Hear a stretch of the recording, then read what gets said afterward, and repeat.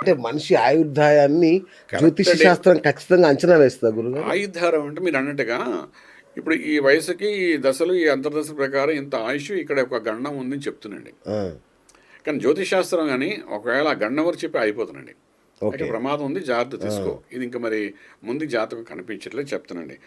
చాలామంది దాన్ని పట్టుకొని ఏం చేస్తారంటే, నేను చెప్పాను ఆయన వచ్చే నెల నుండి ఉండని చెప్పారు, అలాగే జరిగింది. ఇలా అవును. చెప్తుంటారండి. అవును. అక్కడ జ్యోతిష్ శాస్త్రం గాని ఒకవేళ పలానా టైంలో పలానా వాడు చనిపోతాడని రాసి ఉంటే, జ్యోతిష్ శాస్త్ర పుస్తకాన్ని మరణ శాస్త్ర పుస్తకం అంటామండి. అంతే గదండీ. ఎందుకు నువ్వు రాసి ఉన్నది మరి ఇంకా అనుకున్నది ఇది అంతే ఇది గదా! జ్యోతిష్ శాస్త్రం ఎలాగైంది అది? మరి జ్యోతిష్యం అంటే ఏంటంటే నువ్వు బతికున్న కాలం నీ గమనం ఎలాగుంటుంది, నీ ఓకే. దశాదిశ ఎలాగుంటుంది, నువ్వు ఏ యోగంలో పుట్టావు, ఏం సాధిస్తావు, మోక్ష మార్గం ఏంటి. హ్మ్. మన శరీర తత్వంలోనే మనకి ఏంటంటే మూలాధారంలో గణపతి తత్వం ఉంది అంటాం. అవును. మూలాధారం అంటే దిగువ భాగం, వెనుక భాగం. ఓకే. అక్కడ నుండి షట్చక్రాలు దాటి జ్ఞాననేతంతో మోక్ష మార్గం చూపించేది భగవతత్వం. జ్యోతిష్ శాస్త్రం కూడా అదే చెప్తుంది. నీకు మూలాధారంలో కేతు అనే గ్రహం ఉంటుంది. కేతుకు అధిష్టాన దేవత గణపతి. అంటే గణపతి ఆరాధన చేస్తే నీకు ఒక మార్గం చూపిస్తాడు. మానవ జన్మే మోక్షానికి ముఖ్యం కాబట్టి మోక్షం పొందడానికి మానవ జన్మ ఎత్తి సాధన చేసుకుని ఏ విధంగా భగవతత్వంలో కలిసిపోయి పరమాత్మలో కలిసిపోతావు అనేది చెప్పేది జ్యోతిష్ శాస్త్రం. ఆధ్యాత్మికంగా మనం మాట్లాడుకుంటే. అవును. కానీ అది ఎవడు అడగడండి. కాదు మార్కండాయు యోగం అనేది ఉంటదంట కదా గురుగారు? అది ఈ కలియుగంలో మనకు కనిపిస్తాను. అంతేనా? కలియుగంలో అంటే కనిపించదు. ఏంటి గురుగారు అసలు అది? ఆ యోగం అంటే అది ఆ యోగమే కథ వేరు. మీరు చూసారా సినిమా? అంటే మనకి అదేలేండి. కథ తెలుసు కదా, మార్కండేయ ఆ! పురాణం మనకు కనబడుతుంది కదా. ఓకే. ఓకే. అంటే ఆయుష్ అనేది ఆయన ఇంకా లేదు. అంటే ఆయుష్ పోవడం అంటూ ఉండదని ఇంకా ఓకే. దీర్ఘాయుష్యం అంటది. అచ్చా! సో ఆయన మరణం అంటూ లేని పరిస్థితి అని ఓహో! చెప్తామన్నమాట. ఓకే. ఓకే. సో అది ఇక్కడ కలియుగంలో మనకు కనిపించదు. కనబడదు. ఆ! కలియుగంలో ఎంత మెడికల్ టెక్నాలజీ పెరిగినప్పటికీ కూడా ఆయుష్ పెంచగలుగుతారు కానీ మరి మరణాన్ని ఆపలేరండి. ఈ ఓకే. శరీరానికి మరణం అనే తత్వం ఆల్రెడీ క్రియేట్ చేసి ఉన్నదే. So okay. దీనికి ఎండ్ ఈజ్ లైఫ్ ఎండింగ్ అనమాట. ఓకే. అంచేత మనం జననం నుండి మరణం మధ్య మనం చేసే గమనం అంతా ఏంటేం చేస్తున్నాం, ఎలా జీవితం వెళ్తుంది, ఎలా మోక్షం పొందుతాము, ఎలా సాధనలు చేస్తాం, ఎలా భగవతత్వం తెలుసుకుంటాం, ఎటువంటి కర్మలు చేసి బతుకుతాము, ఎటువంటి సంతానం మనకు కలుగుతుంది, ఎలాగ నువ్వు జీవన విధానం గడుపుతావు, ఇవన్నీ చేసే ఈ ప్రకృతికి నువ్వు ఎటువంటి సహకరిస్తున్నావు. ప్రకృతిలో నువ్వు పుట్టావు కాబట్టి రైట్. ప్రకృతికి నువ్వేంటి ఇవ్వగలుగుతున్నావు, హ్మ్. భగవంతుడు నువ్వేం ఇవ్వగలుగుతావు ఈ శరీరంతో, ఇవన్నీ మనకు జ్యోతిశాస్త్రం చెప్తున్నాండి. ఓకే. ఓకే. శాస్త్రం చెప్పేది ఇవన్నీ నువ్వు అంతే తప్ప అది ఎండింగ్ ఆఫ్ ది లైఫ్ అయిపోయింది మరణ శాస్త్రం చెప్పడం అనేది చెప్పడం అనేది జ్యోతిశాస్త్రం ఉండదు. కాదు. ఓహో! ఇవన్నీ నీ జీవితంలో జరుగుతాయి కాబట్టి దీన్ని జాగ్రత్తగా పరిశీలించి నువ్వు గమనం ప్రకారం వెళ్తుంటే బాగుంటుంది చెప్తాం. ఇప్పుడు మనకు తెలిసి చేసేవి తెలియచేవి ఎన్నో ఉంటాయి కదండి. అవునండి. కర్మ అవును. సిద్ధాంత ప్రకారం జన్మతో వచ్చే కర్మలు దోషాలు, కర్మతో వచ్చే దోషాలు ఇవన్నీ అన్నింటినీ మనం దాటుకుంటూ జాగ్రత్త జీవన విధానం గడపడమే జ్యోతిశాస్త్రం. ఓకే. మనం ఏం చేస్తామంటే గైడ్లైన్స్ ఇస్తామంట, పలానా టైంకి నీకు బాగోలేదు నాయన ఇక్కడ అది. మనం కార్లో వెళ్ళేటప్పుడు మన జీపీఎస్ చెప్తుంది కదండి, అవును. ఇక్కడ ఫ్లైఓవర్ ఉంది, అవును. ఇక్కడేమో స్పీడ్ రోడ్డు బ్రేక్ ఉంది, మూసేసింది జాగ్రత్త అని పడి చెప్తారు. చెప్తుంది కదా. అవును. అవును. అలా చెప్తే జాగ్రత్త పడి మన దాని మార్గంగా కరెక్ట్. జీపీఎస్ వెళ్తుంటాం కదా. అవును. మరి జీపీఎస్ మనం నమ్మినప్పుడు దానికంటే 1000 రెట్లు గొప్పది జ్యోతిశాస్త్రం. హ్మ్. నిజంగా చెప్పాలంటే జీపీఎస్ అంటే మన వాళ్ళకి అనుకున్నారు. అంతే ఈ కదా! శాస్త్రం ఎప్పుడో మనకు అంతే బయటపడే విషయం కదా! కదా. అవును. 4 వేదాలు అంటే కానీ 5వ జ్యోతిష్ శాస్త్రమని అంటామండి మనం. బా!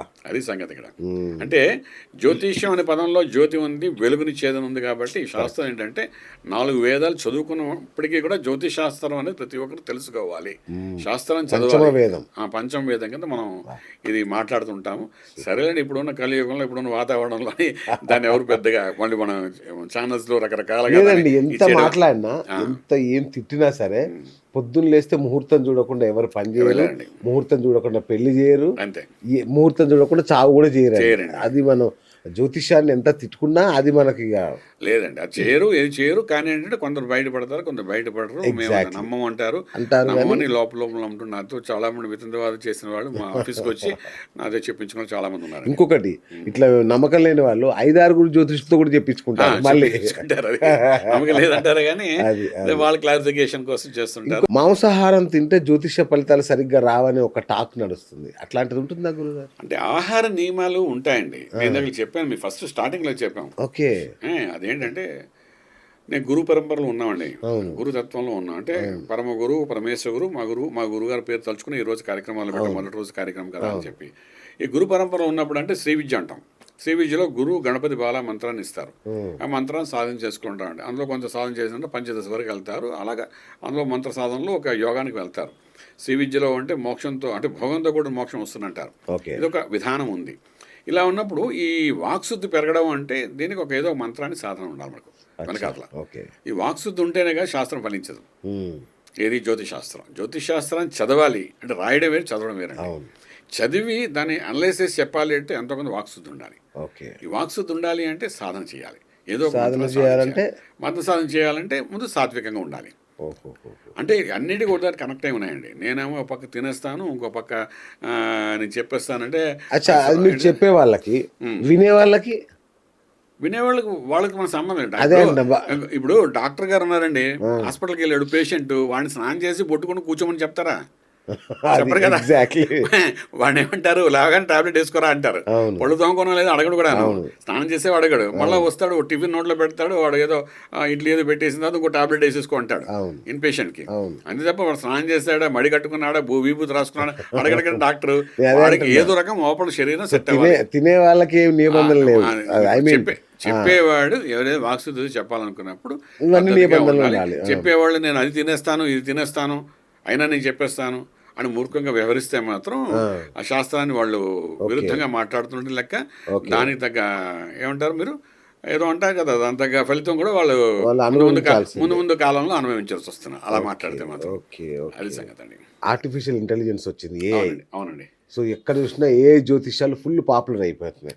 ఇట్లా కంప్యూటర్ కొట్టుకు చిన్న పిల్లలు కూడా వాళ్ళ జ్యోతిష్యం చెప్పేసుకుంటున్నారు. దాన్ని అడుగుతున్నారు, జెమినీని కానీ వాళ్ళని అడిగి జ్యోతిష్యం చెప్పేసుకుంటున్నారు. సో మరి ఇంత ఏఐ వచ్చిన కాలంలో ఇంకా మీ మాట ప్రామాణికమైన ఎట్లా మిమ్మల్ని ఆ జ్యోతిష్యాన్ని మిమ్మల్ని నమ్మాలా, ఏఐని నమ్మాలా? చాలా బాగా చెప్పారండి బాబు. ఏమంటే ఏది ఎంత ఎదిగినా సరే మనిషి ఏం చేస్తాడు, భోజనం చేసేది 5,000 నోట్లు పెట్టుకుని తింటాడు కదండి. ఒప్పుకుంటా, శరీరానికి అదే కావాలి కదా. అలా ఎన్ని శాస్త్రాలు ఎంత టెక్నాలజీ పెరిగినప్పుడు కూడా ఆ టెక్నాలజీలో ఫీడ్ చేసే నాలాంటి వాడు ఎవడు ఫీడ్ చేసిందే కదా. అది సెపరేట్గా ఏం వచ్చిందేం కాదు. మళ్ళాంటి వాడే ఎవరు మళ్ళాంటి వాళ్ళు 10 మంది అస్ట్రాలజర్స్ యొక్క అనాలిసిస్ అంతా కలిపి ఫీడ్ చేస్తే అది సమాధానం చెప్తుంది. అంచేత మనం దాని గురించి ఎంతవరకు తీసుకోవాలి అంటే ప్రామాణికంగా ఓకే అది ఎంతవరకు చెప్తుంది వినడం, ఒక 2-3 సార్లు ఓకే ఫైన్ అనుకోవడము. బట్ నాకు తెలిసినంత వరకు ఏంటంటే అఫ్కోర్స్ ఈ యొక్క డేటా అనేది కొంతవరకు ఒక 20-25% వరకు మనకు ఆల్రెడీ కంప్యూటర్లో ఏ విధంగా జాతకాలు వచ్చేస్తున్నాయో డే టు టైం ప్లేస్ కొడితే వస్తాం కదా, అలాగా మనకు అందులో డే టు టైం ప్లేస్ చెప్తే ఏఐలో చెప్తే డెఫినెట్గా ఈ దశ జరుగుతుంది ఆ దశ జరుగుతుంది క్లియర్గా చెప్తున్నాండి. నేను ట్రై చేసి చూశాను ఒకసారి, నేను ట్రై చేసి చూసాను, నాకు చెప్పి చూశాను. కానీ దశలో అక్కడ దగ్గర మాత్రం రాంగ్ చెప్తుంటే నేను మళ్ళీ క్వశ్చన్ వేసాను, నా జాతకం ఏది, నా దశ ఏది, నువ్వు రాంగ్ చెప్తున్నావు అంటే ఐఎమ్ సారీ అని చెప్పింది. మళ్ళీ కరెక్షన్ చేసిన ఎస్ యువర్ కరెక్ట్ అని చెప్పింది. అది ఇప్పుడు ప్రిడిక్షన్ చెప్పు అని అడిగాను, చూద్దాం ఏం చెప్తున్నా తెలియాలి కదా. అడిగితే immediately she started telling the predictions అవి చెప్పడం మొదలు పెట్టండి. ఒక 60-70% వరకు ఫ్యాక్ట్స్ కనబడ్డాను. అంటే వాళ్ళు ఏం చేస్తున్నారంటే కొంచెం ఎక్స్పర్ట్స్ అస్ట్రాలజర్స్ని ఒక 10 మందినో 50 మందినో తీసుకుంటారండి. ఒకే పాయింట్ మీద ఎవరెవరు ఏం చెప్తున్నారు అనేది ఫీడ్ చేసుకుని ఫైనల్గా రిజల్ట్ తీస్తున్నారు అనమాట. ఎప్పుడైతే అలా తీస్తున్నారు అన్నమాట, ఇప్పుడు అందులో డెఫినెట్గా మనకు ఆన్సర్ దొరికే అవకాశం ఉంది. అయితే 100 పాళ్ళు మనకు అన్నీ కరెక్ట్గా చెప్తుంది మనం చెప్పలేం, కానీ డెఫినెట్గా ఒక 60% మనం జరిగిన సంఘటనలు చెప్తుంది, అలా జరగబోయే సంఘటనలు చెప్తుంది, మనం హ్యాపీ చేస్తుంది. అయితే మిషన్ అయితే నమ్మలేం కదా, మిషన్ ఎప్పుడైనా అది చేయొచ్చు, తప్పు చెప్పొచ్చు. బట్ వాళ్ళు మాత్రం మంచి ప్రయోగమే చేశారు, నన్ను అడిగితే మంచి ప్రయోగం చేశారు అది. బట్ ఆర్టిఫిషియల్ ఇంటెలిజెన్స్ వచ్చింది కదా అని జ్యోతిష్యులు కనుమరుగవుతారని అబద్ధం, అది జరగదు.